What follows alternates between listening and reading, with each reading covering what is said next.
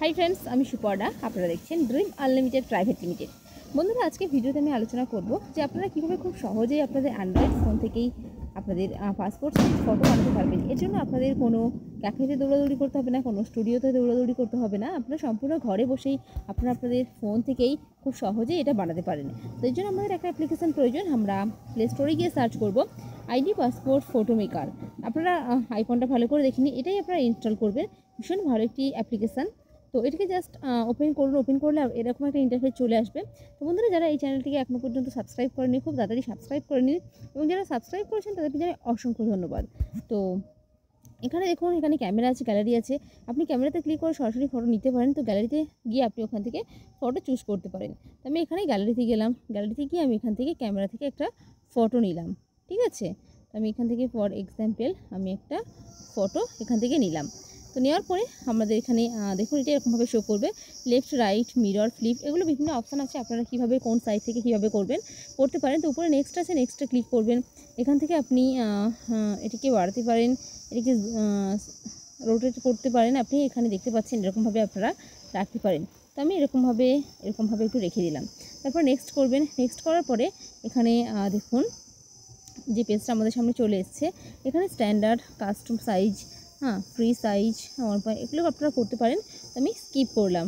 Skip করার পরে না, এখানে স্কিপ না, আপনারা এখানে স্ট্যান্ডার্ডে ক্লিক করতে হবে।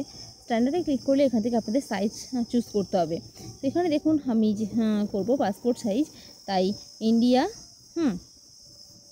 এখানে দেখুন ইন্ডিয়া পাসপোর্ট ফটো, এখানে এটাতে আমি ক্লিক করলাম। আপনারা আপনাদের পছন্দ মতো করে নেবেন। তো এখানে দেখুন যে ফ্রেমটা আসছে, এখানে আমরা ক্রপ করতে পারি, আমরা এটাকে সরাতে পারি এরকমভাবে, ঠিক আছে, এরকমভাবে করতে পারি। তো এখানে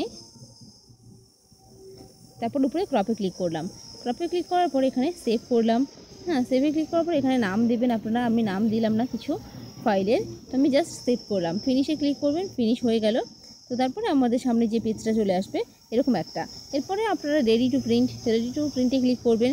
তারপরে এখানে এরকমভাবে চলে আসবে। তো আপনি যে ফটোটা করতে চাইছেন তাতে ক্লিক করবেন। তাতে ক্লিক করলে এখানে দেখুন আনলক নাও, আনলক করবেন, এখানে ক্যান্সেল করবেন। তারপরে এখানে দেখুন print multiple copies, view in gallery, edit again, background, share photo. তো উপরেটাতে ক্লিক করবেন। করলে এখানে দেখুন আপনি কটা করতে চাইছেন। তো এখানে দেখুন 3 আছে, 4 আছে। এখানে আপনার অনেক সাইজ আছে, আপনারা যে কোনো মাপের করতে পারেন। তো আমি উপরটাতে ক্লিক করলাম। তো এখানে আমি এটাতে ক্লিক করলাম। তো দেখুন এখানে এরকমভাবে চলে এসছে। এরপরে আপনারা এটা কী করবেন, সেভ করবেন। তো সেভ ফটো।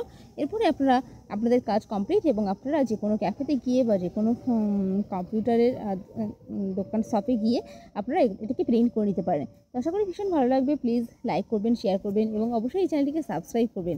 বন্ধুরা আপনারা অনেক ভালো থাকুন, সুস্থ থাকুন, এবং এই চ্যানেলের সাথেই থাকুন। ওকে, বাই বন্ধুরা।